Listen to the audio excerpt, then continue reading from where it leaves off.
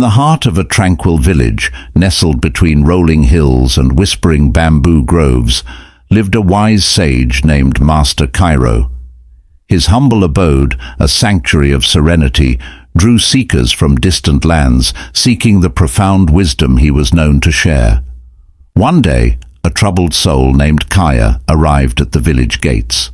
Kaya carried the weight of toxic relationships, burdening her spirit like a stormy cloud, overshadowing a peaceful meadow.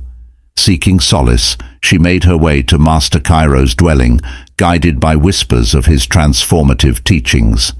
As Kaya entered the peaceful courtyard, adorned with vibrant flowers and calming fountains, Master Kairo welcomed her with a serene smile. "Greetings, weary traveler.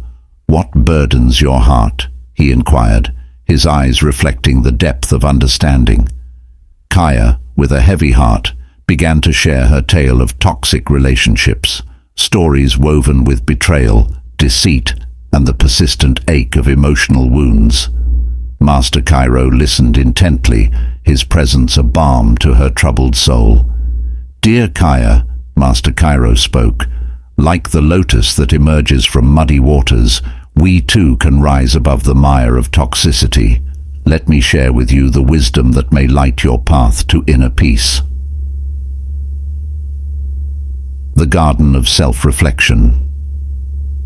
Master Kairo led Kaya to a serene garden behind his dwelling.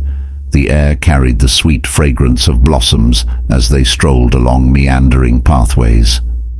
"In this garden, we plant the seeds of self-reflection," Master Kairo explained. "To deal with toxic people, one must first understand the garden within." He guided Kaya to a reflective pond, its surface as still as a cloudless night. "Look into the water, Kaya. What do you see?" Master Kairo encouraged. Kaya gazed into the clear pond, her own reflection mirroring back at her. "Much like this pond, our minds can become clouded by the opinions and actions of others," Master Kairo observed. "To deal with toxic people, we must first reflect upon our own responses and perceptions.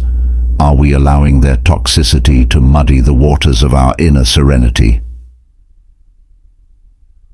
The bamboo's resilience. As they continued through the garden, Kaya noticed a cluster of bamboo, standing tall and resilient. "Bamboo teaches us the art of flexibility and strength," Master Kairo shared. "In the face of toxicity, be like the bamboo," Master Kairo demonstrated by gently swaying a bamboo shoot.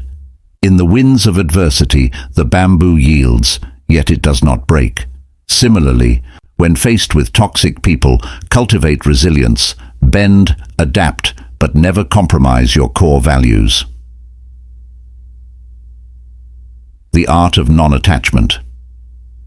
In a quiet meditation area, surrounded by blossoming cherry trees, Master Kairo guided Kaya to a seat. "To deal with toxic people, one must master the art of non-attachment," he explained. "Imagine holding a delicate butterfly in your hands. Appreciate its beauty, but do not grasp too tightly, for you may unintentionally harm it. Likewise, in relationships, allow people to be as they are. Do not cling to expectations, for attachment breeds suffering." The Echo of Compassion. Master Kairo and Kaya reached a hilltop overlooking the village. "From this vantage point, observe the village below," Master Kairo suggested. "Just as we stand here, rising above, so too can we elevate our perspectives in dealing with toxic people. Compassion is the echo that reverberates through the hills of our interactions," Master Kairo continued. "See beyond the toxic behavior to the suffering within. Respond with understanding, for compassion has the power to transform even the most toxic of connections." The silence of the mind. In a secluded meditation chamber, illuminated by soft candlelight, Master Kairo guided Kaya to a place of stillness. "To deal with toxic people, find refuge in the silence of the mind," he whispered. "Imagine your mind as a vast, clear sky. Toxicity is but a passing cloud. Do not engage in the storm. Instead, let it drift away as you return to the boundless serenity within. The liberation of forgiveness. As the day waned, Master Kairo and Kaya returned to the courtyard. In the final lesson, we explore the liberation of forgiveness, Master Kairo declared. To forgive is not to condone, but to free oneself from the shackles of resentment. Picture a lantern, he continued, lighting a lantern in the fading daylight. As forgiveness kindles the flame within, it dispels the darkness of anger and bitterness. By forgiving, you set yourself free, allowing the light of compassion to guide your journey. With these teachings, Master Kairo bestowed upon Kaya the tools to navigate the realm of toxic relationships. As she departed the tranquil village, her heart felt lighter and her spirit more resilient. The wisdom of Master Kairo had planted seeds of transformation that would blossom in the garden of her own inner peace.